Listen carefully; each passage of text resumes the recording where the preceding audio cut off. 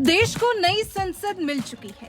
देश उस ऐतिहासिक पल का गवाह बन चुका है जब नरेंद्र मोदी के नेतृत्व में इस अमृत वर्ष में आत्मनिर्भर भारत के तहत एक नई संसद भवन का निर्माण पूरा हो चुका है और 28 मई 2023 के शुभ दिन पीएम मोदी ने अपने शुभ कर कमलों से इस नई संसद को देश को सौंप दिया है। अब नई संसद तो मिल गई है, बनकर तैयार है। अगला सत्र भी इसमें ही आयोजित किया जाना है। लेकिन सवाल ये कि अब पुरानी वाली संसद भवन का क्या होगा, क्योंकि 96 साल बाद देश को नई संसद मिली है। इन 96 सालों में देश में बहुत कुछ बदला है। तकनीक बदल गई है। करीब एक शतक में भारत पूरी तरह से बदल चुका है।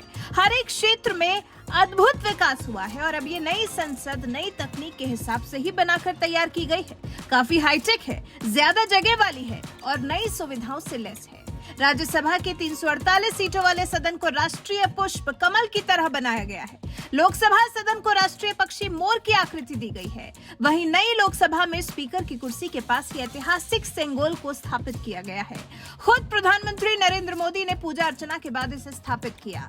ऐसे में साल 1921 से 1927 के बीच बनाए गए पुराने संसद भवन को बनाने में कुल 83 लाख रुपए खर्च किए गए थे। लेकिन अब इस इमारत में सरकारी कामकाज नहीं होगा, क्योंकि उसके लिए तो नई और हाईटेक संसद बनाकर तैयार की गई है।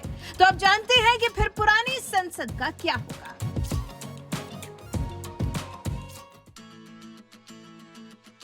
कयास ऐसे हैं कि अब पुराने संसद भवन का इस्तेमाल संसदीय आयोजनों के लिए किया जाएगा। पुरानी संसद के एक हिस्से को म्यूजियम में बदले जाने की भी चर्चा है। पुरानी संसद की इमारत को थोड़ा अपग्रेड करके आधुनिक सुविधाओं से लैस किया जाएगा। साल 1956 में पुरानी संसद में 2 मंजिलें जोड़ी गई थी। साल 2006 में भारत की 2500 वर्षों की समृद्ध विरासत को शोकेस करने के लिए संसद संग्रहालय को जोड़ा गया था। मार्च 2021 में केंद्रीय आवास और शहरी मामलों के मंत्री हरदीप सिंह पुरी ने राज्यसभा को बताया था कि एक बार नया भवन तैयार हो जाने के बाद मौजूदा संसद की मरम्मत करनी होगी और वैकल्पिक उपयोग के लिए उपलब्ध करना होगा। लेकिन इस पर कोई व्यापक विचार नहीं किया गया है। हालांकि इतना पक्का है कि पुरानी बिल्डिंग को तोड़ने की कोई योजना नहीं है। इसे निश्चित रूप से संरक्षित किया जाएगा, क्योंकि ये देश के लिए एक पुरातात्विक संपत्ति है।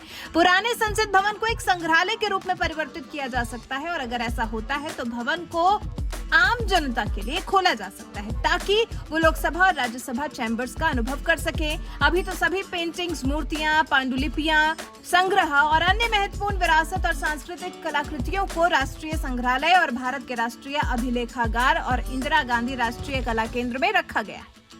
फिलहाल देखना दिलचस्प होगा कि सच में पुरानी संसद का क्या किया जाता है। नरेंद्र मोदी सरकार ने वैसे तो उसके लिए बहुत कुछ सोच लिया होगा, लेकिन आधिकारिक तौर पर अभी तक कुछ ऐलान नहीं किया गया है। बस रविवार को सुबह से ही नए संसद भवन के उद्घाटन का कार्यक्रम शुरू हो गया। लेफ्ट, कांग्रेस, टीएमसी, सपा और आम आदमी पार्टी, उद्धव की शिवसेना, इन सब ने इस कार्यक्रम का बहिष्कार किया, लेकिन उसके बाद भी कार्यक्रम हुआ और भव्यता के साथ संपन्न किया गया।